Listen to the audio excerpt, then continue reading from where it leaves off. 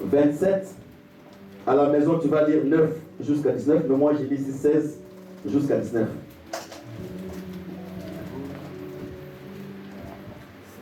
Exode 27, verset 9 à 19. Moi j'ai lu ici 16 à 19.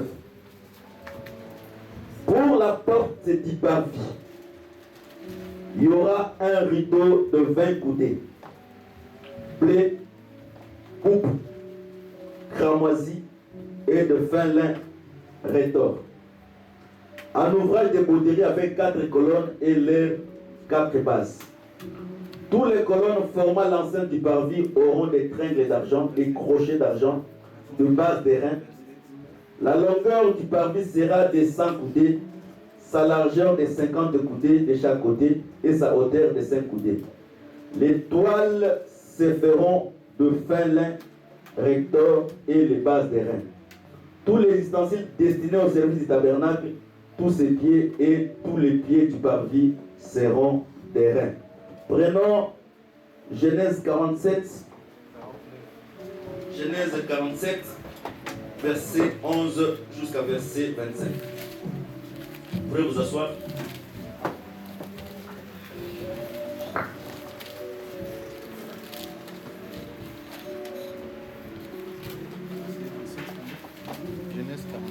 Genèse 47, verset 11. Je commence par le verset 11.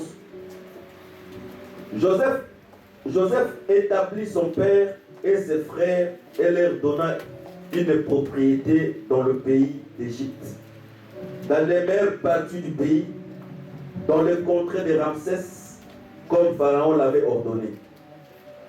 Joseph fournit du pain à son père et à ses frères et à toute la famille de son père.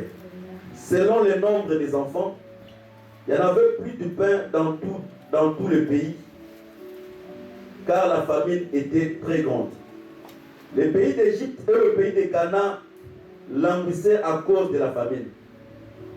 Joseph recueillit tout l'argent qui se trouvait dans le pays d'Égypte et dans le pays de Canaan contre le blé qu'on achetait. Il fit entrer cet argent dans la maison du Pharaon. Quand l'argent du pays d'Égypte et du pays de Canaan fut épuisé, tous les Égyptiens virent à Joseph en disant: donne-nous du pain. Pourquoi mourons-nous à ta présence, car l'argent manque? Joseph dit: donne vos troupeaux, je vous donnerai du pain contre vos troupeaux, si l'argent manque. Ils amenèrent leurs troupeaux à Joseph, et Joseph leur donnant du pain contre les chevaux, contre les troupeaux, les brebis, le bœuf, contre les ânes. Il leur fournit ainsi du pain. Cette année-là, contre tous leurs troupeaux. Lorsque cette année fut écoulée, ils virent à Joseph l'année suivante. Ils dirent: nous ne cacherons point à mon Seigneur que l'argent est épuisé et que les troupeaux du bétail ont été amenés à mon Seigneur. Il ne reste devant mon Seigneur que notre corps et nos terres. Pourquoi mourions-nous sous tes yeux, nous et nos terres? Achète-nous avec nos terres contre le pain, et nous t'appartiendrons à mon Seigneur. Et nos terres, donne-nous de quoi s'aimer, afin que nous vivions, que nous ne mourons pas, et que les terres soient pas désolées. Joseph acheta toute la terre de l'Égypte pour le Pharaon, car les Égyptiens vendirent chacun leur champ, parce que la famine le baissait et le pays devient propriété du Pharaon. Prenons Exode 21.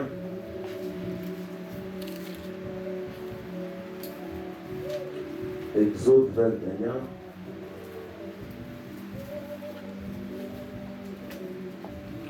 21.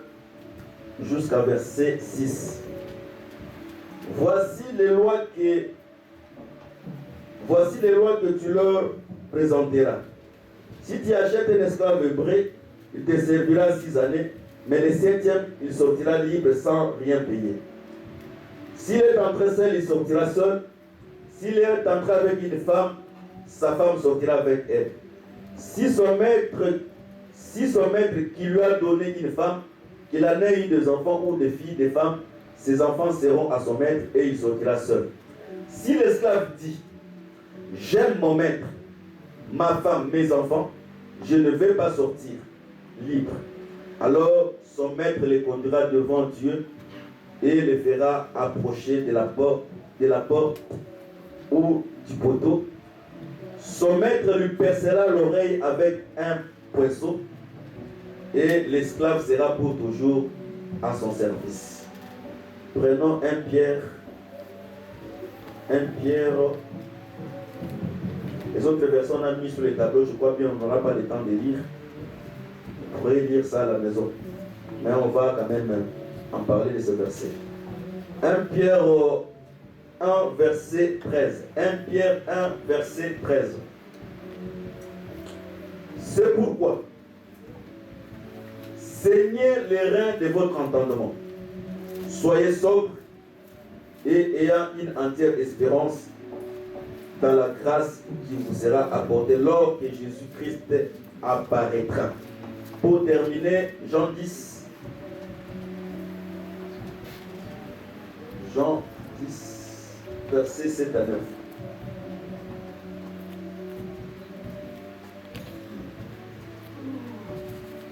Jean 10. Jésus dit encore, Jean 10, 7 à 9, Jésus dit encore, en vérité, je vous l'ai dit, je suis la porte de brebis. Tous ceux qui sont venus avant moi sont des voleurs, de brigands, mais les brebis ne l'ont point écouté. Je suis la porte, si quelqu'un entre par moi, il sera sauvé, il entrera et il sortira, il trouvera du pâturage. Parole du Seigneur. Amen. Que le Seigneur bénisse la lecture de sa parole. Amen.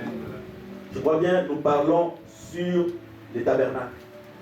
La marche d'Israël dans le tabernacle.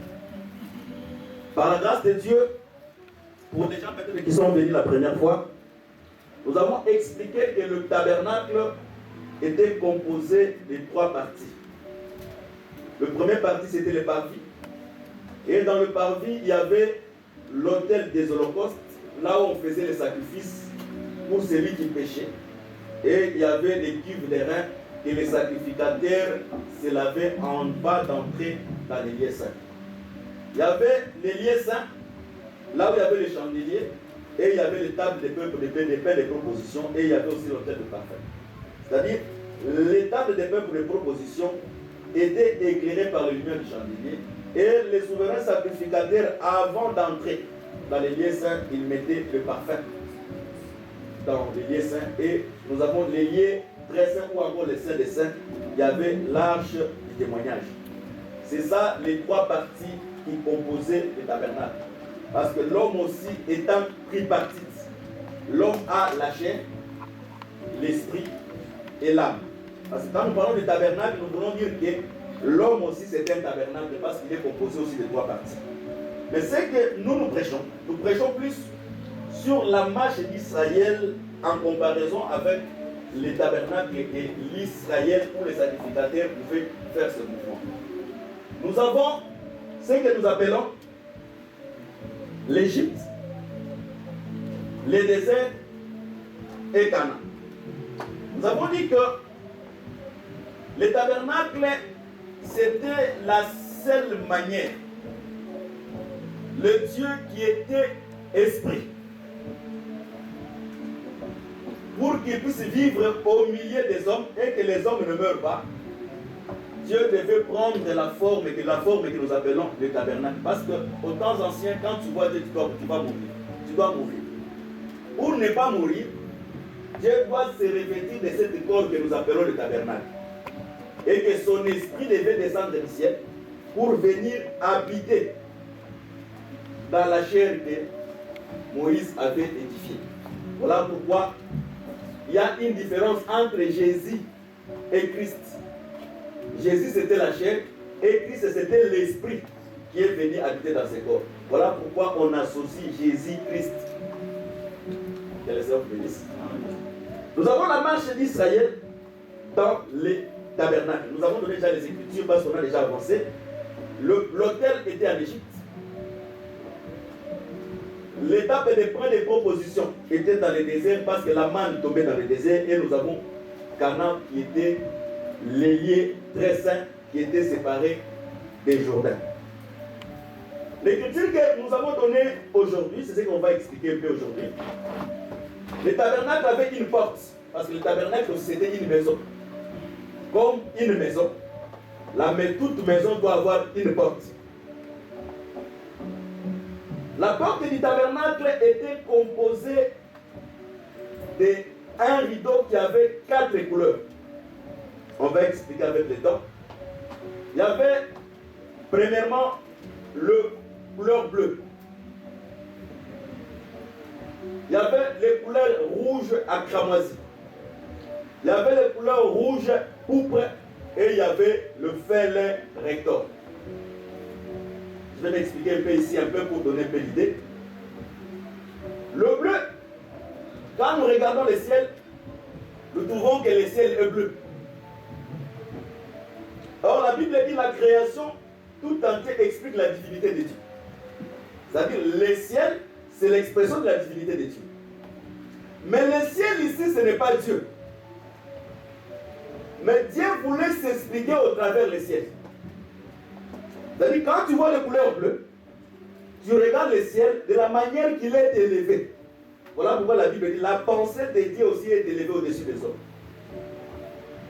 C'est-à-dire, l'homme a la capacité de voir le ciel avec les yeux et de ne pas mourir. Voilà pourquoi Dieu, pour que l'homme ne meure pas, Dieu devait se revêtir de l'habit du ciel. C'est-à-dire, quand Jésus marchait sur la terre, c'était les couleurs bleues qui marchaient sur la terre. Mais en les regardant comme ça, Jésus était blanc. C'est là où ça peut te dépasser ton intelligence. Ah, voilà. Mais le frère Paul nous a aidés. C'est là où les kimbanguistes ont chuté plusieurs fois. Le frère Paul nous a aidés, il nous a dit, si nous connaissons Jésus selon la chair, mais aujourd'hui, voilà, c'est ça le nous problème. ne connaissons plus Jésus selon la chair. Parce que la chair n'a ni couleur, la chair n'a ni nationalité. Voilà. Celui que nous connaissons aujourd'hui, c'est Dieu qui a pris la chair humaine. Que le Seigneur vous bénisse. Nous avons les rouges à cramoisi. On va expliquer avec le temps. Les rouges à cramoisi, souviens-toi de Rahab la prostituée. Rahab, pour qu'il soit sauf, parce que le rôle de Josué, c'est venir détruire. Mais avant de détruire, il doit laisser les fils à cramoisi. Nous croyons la venue du Seigneur sur la terre, c'est pour apporter le jugement. Mais avant que le Seigneur puisse porter le jugement, il devait payer son sang. Parce que la cramoisi, c'est la couleur du sang. Pour les rachats de ceux qui lui appartiennent. Nous avons les rouges pourpres. Les pourpres, c'était l'image de la royauté. Voilà pourquoi Jésus, avant d'aller à la croix, Hérode qui était roi, il a pris son manteau de pourpre et il l'a mis en Jésus. C'est pour dire qu'il s'est dépouillé devant le roi des rois, afin que le roi reste le seul, Christ reste le seul roi. Amen. Nous avons aussi les fêlés rhétors qui est le couleur blanche, qui est les œuvres justes de ça. Tu ne peux pas produire les œuvres si Christ n'amène pas ses œuvres dans ta vie. C'est-à-dire, nous avons dit, pour comprendre que la femme est enceinte, il faut que vraiment l'homme dépose sa sémence.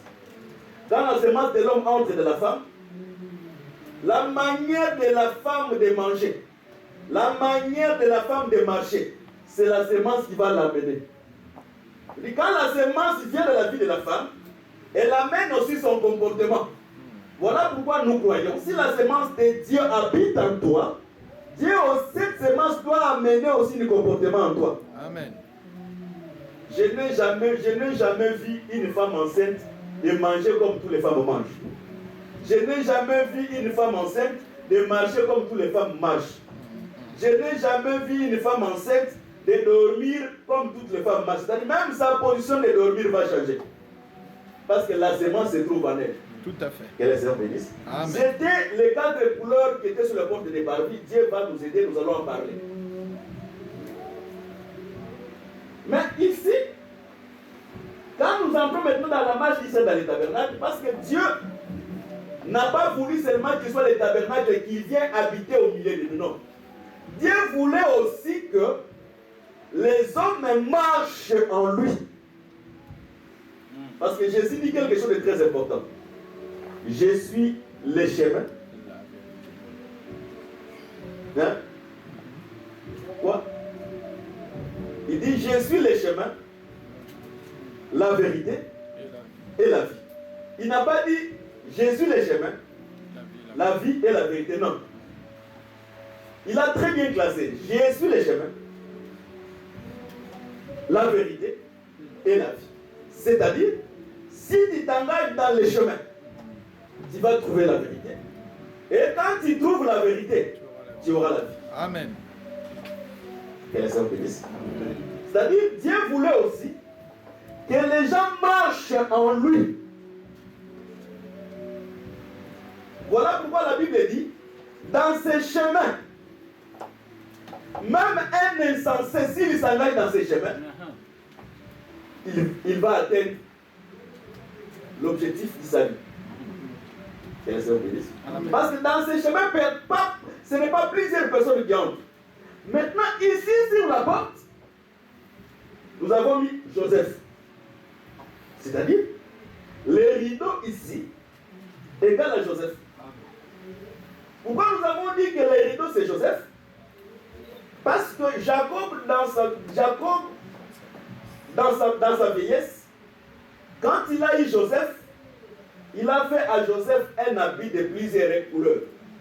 Voilà pourquoi je peux dire aussi, l'arc-en-ciel avait 4 couleurs, ou l'habit que Joseph portait avait 4 couleurs. Celui qui dit que l'habit avait 12 couleurs n'a pas tort. Parce que les 12 couleurs, c'est les 12 fils de Jacob qui ont chacun une bénédiction qui sont des couleurs différentes. Celui qui dit que l'arc-en-ciel avait 7 couleurs, il n'a pas aussi tort. Parce que les 7 couleurs de l'arc-en-ciel, c'est les 7 jours de la création qui sont différemment un à un jusqu'au 7. Pourquoi nous avons donné la porte comme étant Joseph? Parce que Genèse dit ceci, Genèse 9, si je ne me trompe pas. Il dit, je placerai un arc dans les nuées, et l'arc vous servira les signes de l'alliance. C'est-à-dire, l'arc, c'était les signes. Quand les juments devaient descendre au temps de Noé, mais Dieu, quand il voit l'arc, sa colère est apaisée. C'est-à-dire, Joseph, comme il avait la vie de plusieurs couleurs, il était aussi les signes de l'alliance entre Jacob et ses frères. Voilà pourquoi pour visiter ses frères, il n'envoie jamais Benjamin. Parce que Benjamin n'a pas la vie de plusieurs couleurs. Pour visiter ses frères, il doit envoyer Joseph. Voilà pourquoi nous croyons que c'est lui qui est venu nous visiter sur la terre, parce qu'il devait quitter le ciel. Pour venir sur la terre, c'était Joseph. Amen. Que les saints bénissent. Amen. Mais il y a un mouvement qui se passe dans les tabernacles. Nous avons expliqué la fois passée. Nous avons dit, c'est facile qu'un prophète quitte le ciel pour descendre sur la terre. Parce que les prophètes, c'est celui qui a amené l'ainsi dit le Seigneur. Si tu ne comprends pas, sois calme, je vais descendre. Les prophètes, c'est celui qui a amené l'ainsi dit le Seigneur. Mais le sacrificateur, lui, il a mené le peuple vers Dieu. C'est-à-dire, les prophètes descendaient, les sacrificateurs montaient. Mais quant à la construction du tabernacle, on a vu que Moïse construisait vraiment les lieux saints. Il construit les lieux très saints, il construit les lieux saints et il construit les parvis. Nous avons dit ceci. Dieu, après avoir créé Adam, parce que quand Dieu a créé Adam, il a commencé à créer la chair, l'esprit et l'âme. Et l'homme qui a vraiment été créé, que Dieu a commencé à créer par la chair, cet homme était tombé. Maintenant, Dieu devait reprendre une seconde création. Mais dans la seconde création, Dieu devait maintenant créer le contraire. Dieu devait commencer à créer l'âme, l'esprit et la chair. C'est-à-dire, Dieu aujourd'hui, dans la nouvelle création, il commence premièrement à construire, c'est Exode 40, il commence à construire l'âme, l'esprit et la chair. Voilà pourquoi nous croyons aujourd'hui que la prospérité commence dans l'âme, l'esprit et la chair. Que le Seigneur bénisse. Amen. Mais ce que je vais dire aujourd'hui, c'est quoi? Moïse, quand il quittait les lieux très saints, c'est-à-dire, Moïse avait la forme de Dieu. Est-ce qu'on se comprend? Moïse avait la forme de Dieu quand il était dans les lieux très saints. Mais quand il a quitté les lieux très saints, il est venu dans les lieux saints, Moïse a pris la forme de l'esprit. Maintenant, quand il a quitté les lieux saints pour venir dans le parvis, il a pris la forme de l'homme. Est-ce qu'on se comprend? C'est-à-dire, le saint Moïse, il était Dieu, il est devenu esprit, et il a revêtu de la chair. C'est-à-dire, Dieu, quand il quitte des lieux saints, il vient sur la terre. Dieu, quand il arrive sur la terre, Dieu devient un homme. C'est-à-dire, Dieu prend la forme d'un humain. Mais qui est tout à fait différent des mouvements qu'Aaron est en train de faire. Aaron qui est dans le parvis, il est un homme. Quand il quitte le parvis, il devient un esprit. Quand il quitte les lieux saints, il entre dans les lieux saints, il devient Dieu. C'est-à-dire, quand on dit que l'homme quittera sa maison, s'attachera à sa femme, et ils deviendront une seule chair. C'est-à-dire, Dieu doit quitter la nature de la divinité et revêtir la nature de la faiblesse. Maintenant, l'homme qui est dans le parvis, qui a la nature de l'homme, doit quitter la nature de l'homme et de revêtir la nature divine.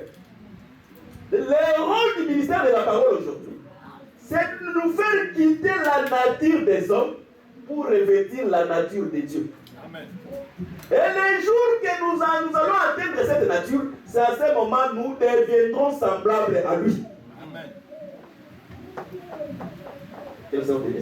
Voilà pourquoi le rôle que nous prêchons aujourd'hui, que les gens puissent quitter la nature de la chair pour revêtir la nature de Dieu. Parce que pour être sauvé, il faut être un Dieu. Amen. Parce que la Bible dit, Dieu est redoutable aux assemblées de Dieu.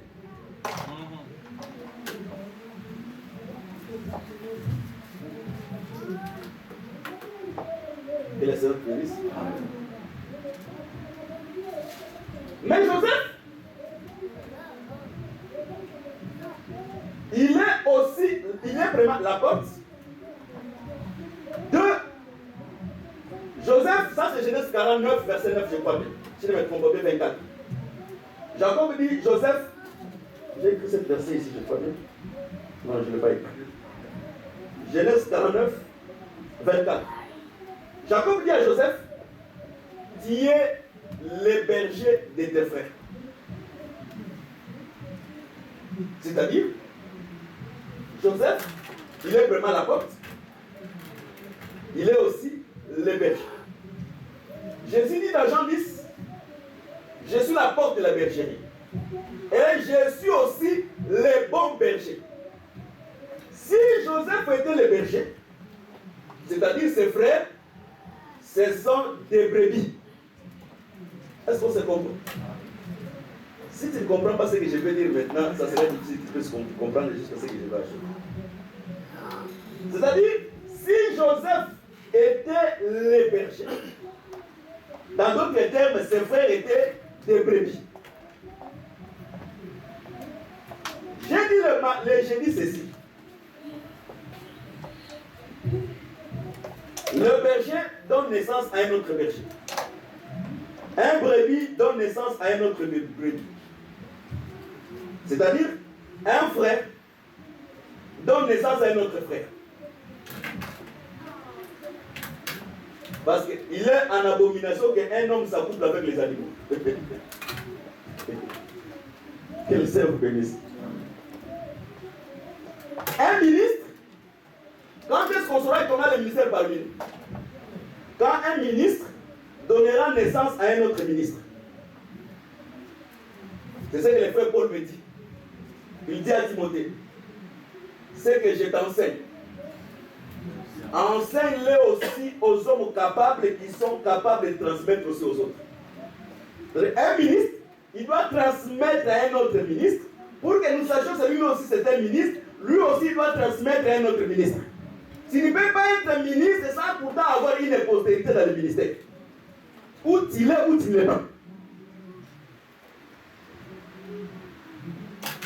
Quel est le ministre? C'est-à-dire Joseph comme étant le berger et ses frères comme étant les brebis. C'est-à-dire dans d'autres termes, le tabernacle c'était une bergerie des animaux. Est-ce que c'est compris? Le tabernacle était une bergerie. Comme toute bergerie doit être entourée d'une clôture. Les brebis n'ont jamais été libres. Ok. Les brebis ont été toujours sous contrôle d'un berger. Amen.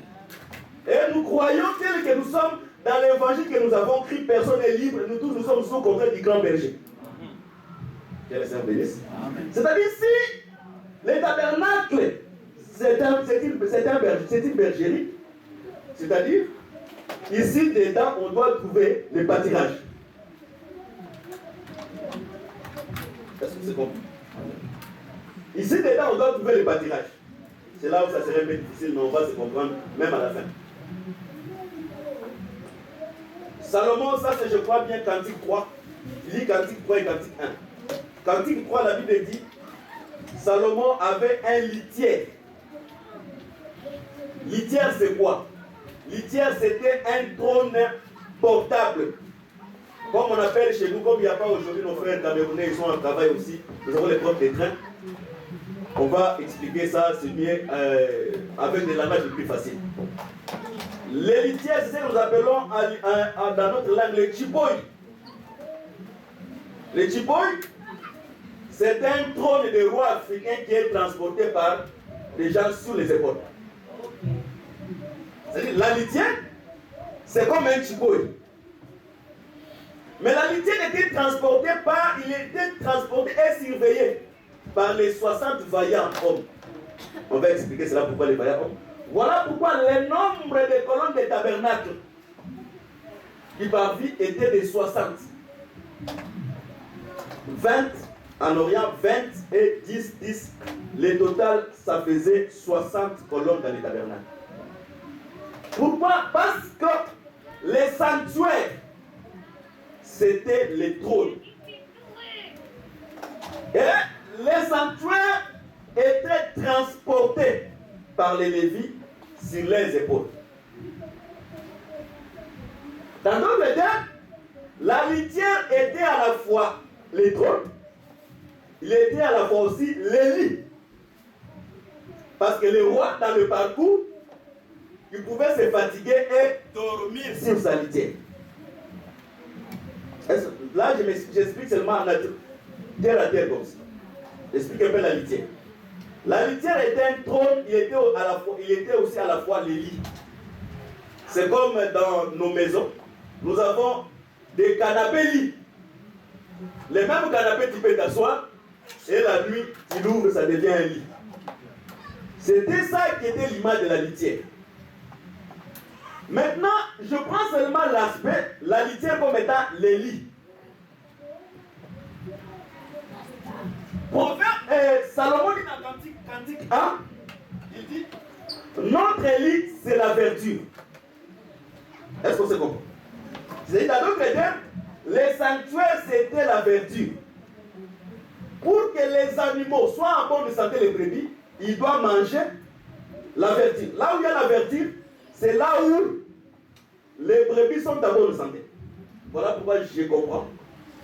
Pourquoi Jésus-Christ pouvait faire asseoir les gens sur le verre pâturage.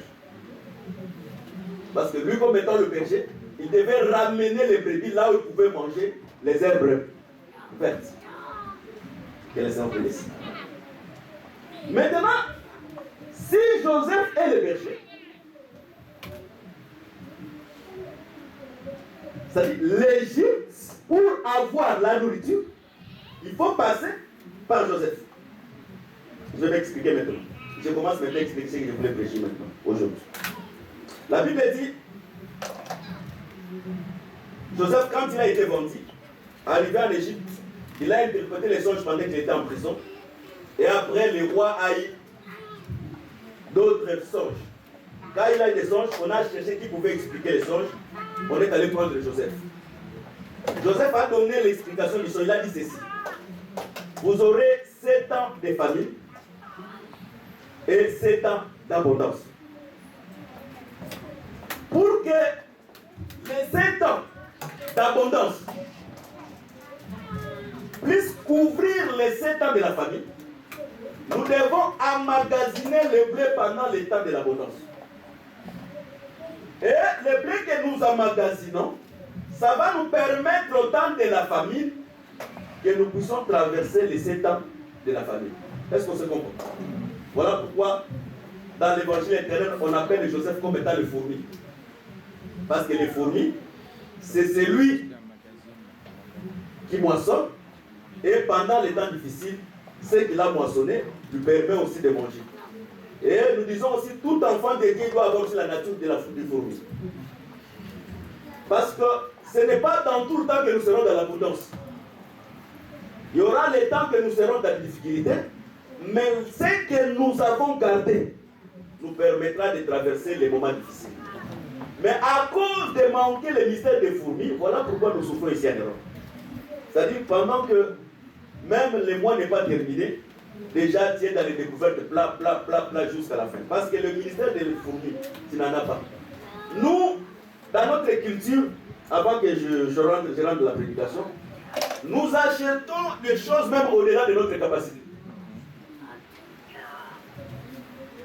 Nous vivons dans la foi en dehors des bonnes dispositions que nous avons. Parce que la Bible dit que la bonne disposition existe de ce qu'on a, non de ce qu'on n'en a pas. Mais nous vivons dans la foi au-delà des bonnes dispositions. Voilà pourquoi nous rencontrons toujours des difficultés dans notre parcours de la vie. Parce que nous croyons que nous serons toujours dans l'abondance. Or, Dieu, il a créé des saisons. Il a créé l'été, il a créé l'automne et il a créé aussi l'hiver qui est le temps difficile. C'est-à-dire le temps de la moisson qui te permettra de traverser les temps difficiles. Je trouve qu'il doit changer le micro.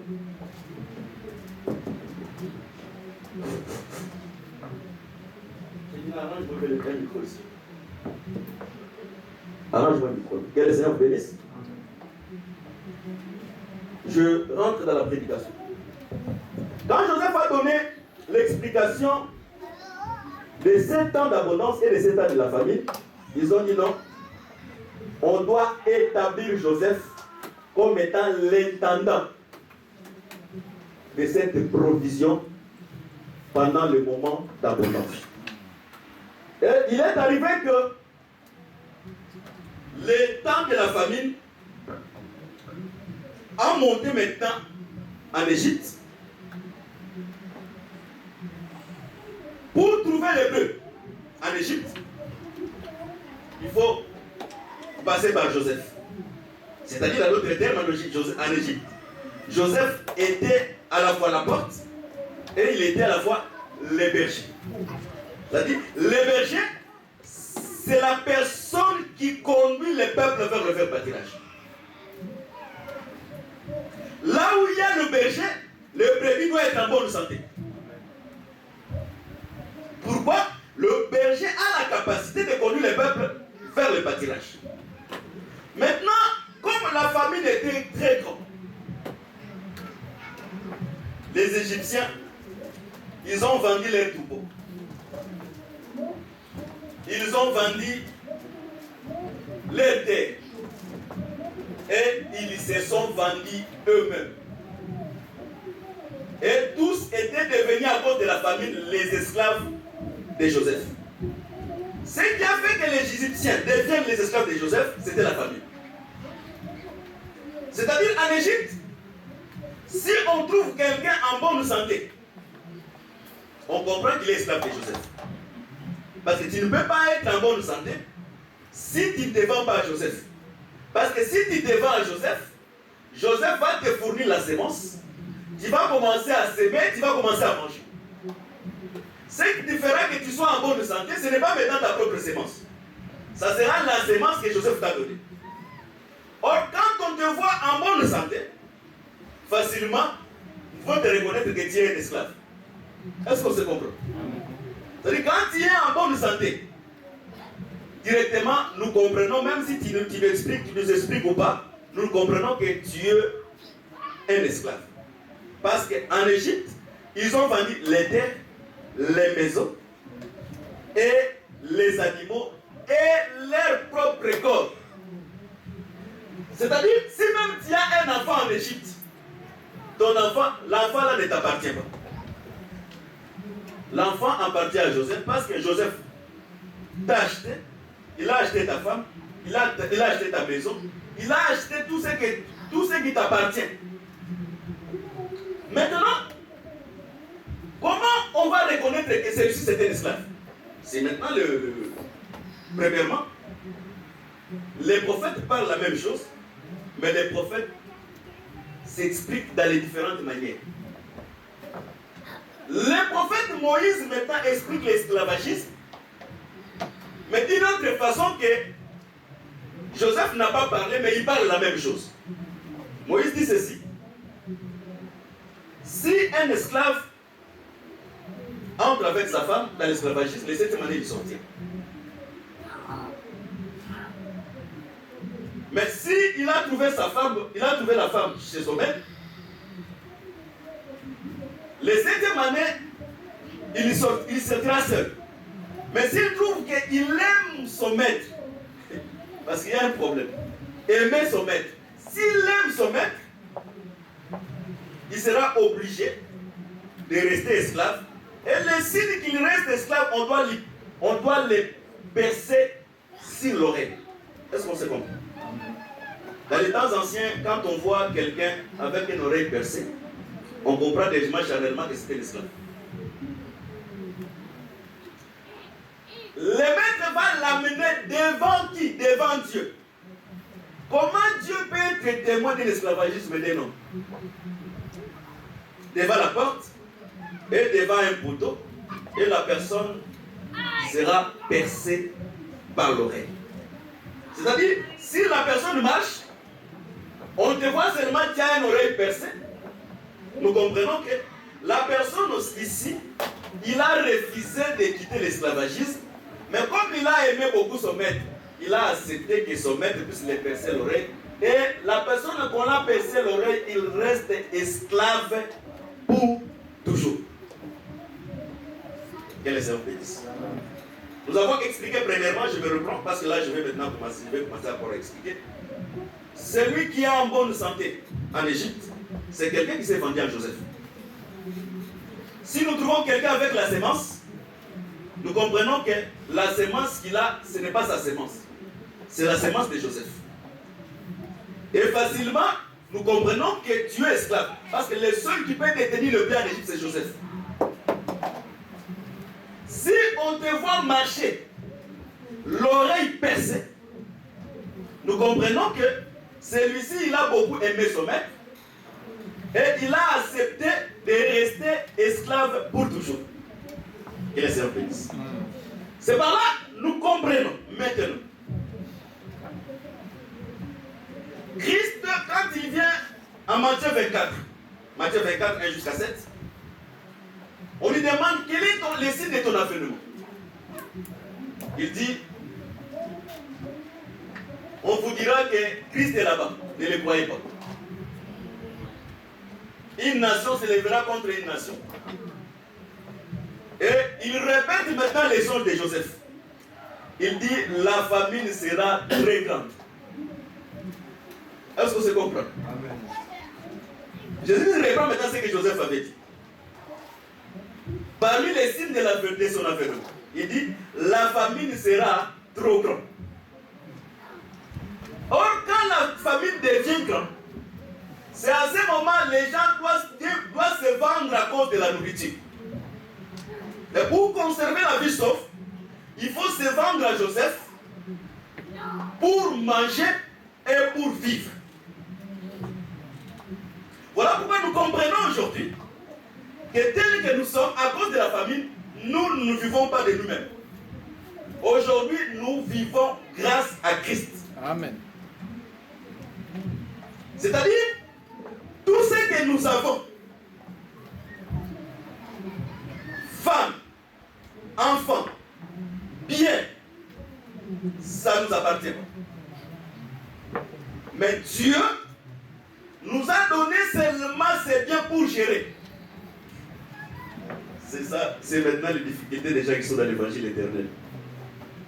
Est-ce qu'on se comprend? Je réponds.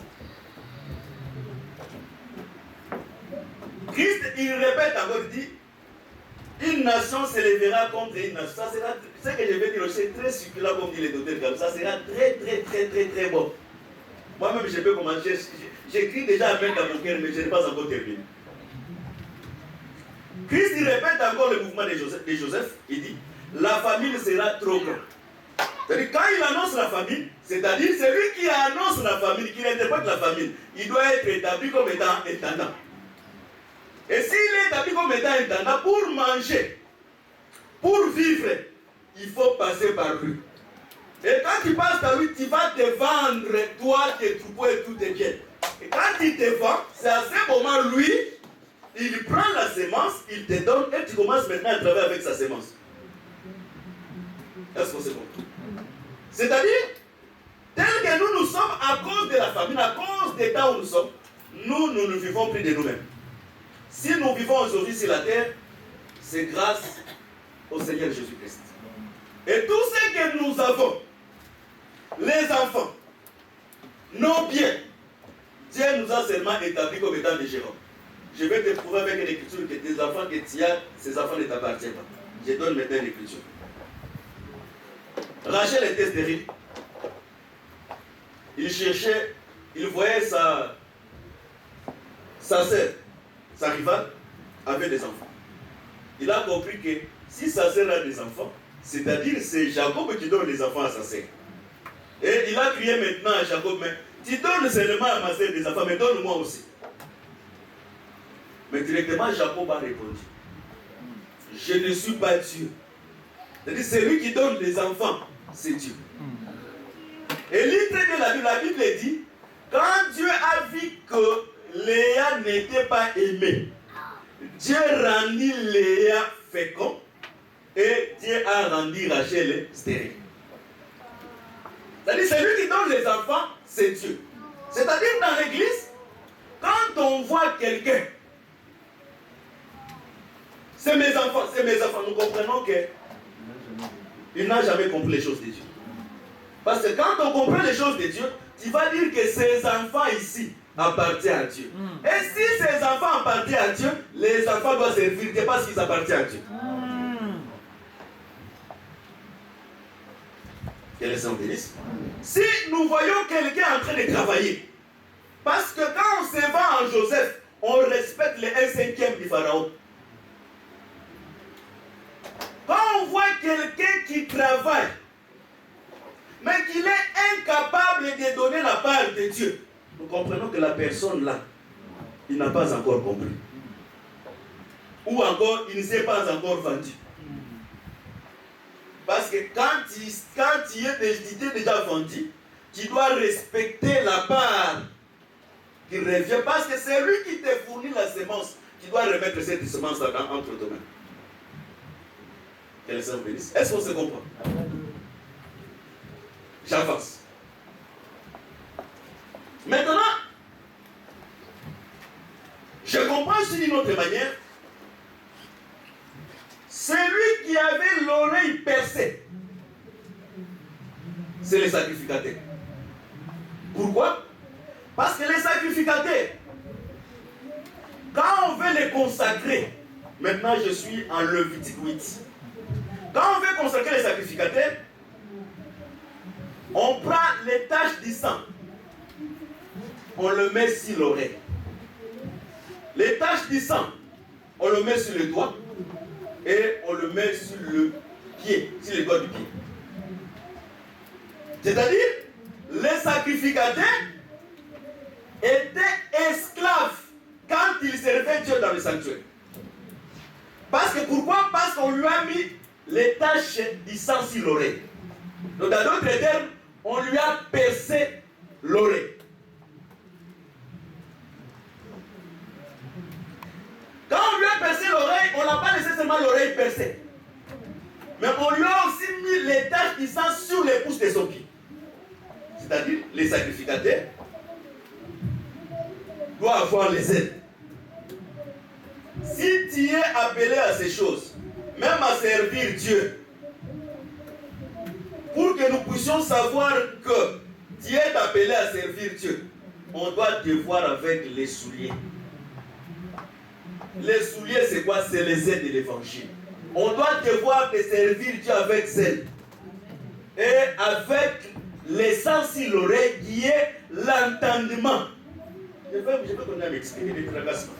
C'est-à-dire, d'office, les sacrificateurs étaient un esclave.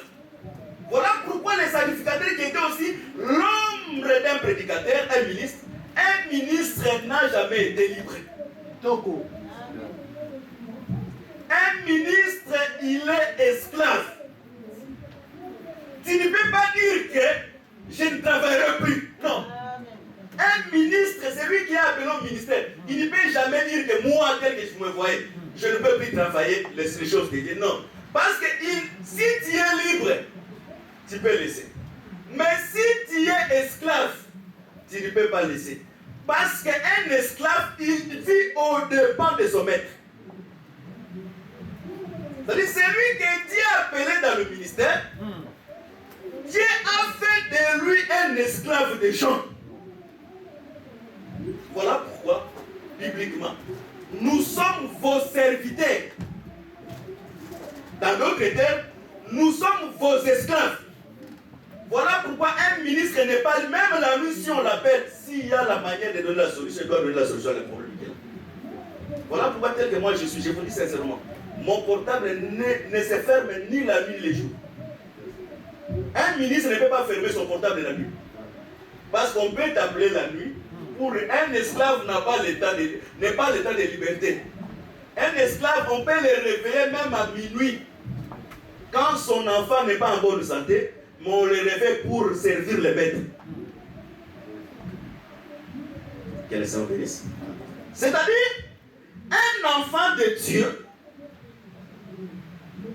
c'est un homme consacré parce que Dieu a fait de nous un royaume de sacrificateurs pour Dieu son Père. Et ce qui montre que nous sommes des esclaves, parce que Dieu nous a donné l'entendement. Lisons l'écriture. Matthieu 13. Je ne sais pas bien, je l'ai mis là-bas. Matthieu 13. Matthieu 13, 10 à 17, je crois. Lisons un peu vite.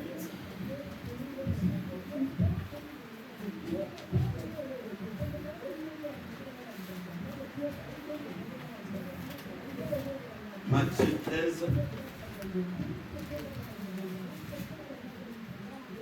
Matthieu 13, 10 à 17. Je lis ici au nom de Jésus-Christ. Je lis au nom de Jésus-Christ. Amen. Les disciples s'approcha et lui dirent: pourquoi parles-tu en parabole? Je lui répondis: parce qu'il vous a été donné de connaître les mystères des royaumes des cieux. Et cela ne leur est pas été donné. Car on donnera à celui qui l'a, et il sera dans l'abondance, mais à celui qui n'a pas, on ôtera même ce qu'il a. C'est pourquoi, je prie les bonnes écritures ou comment?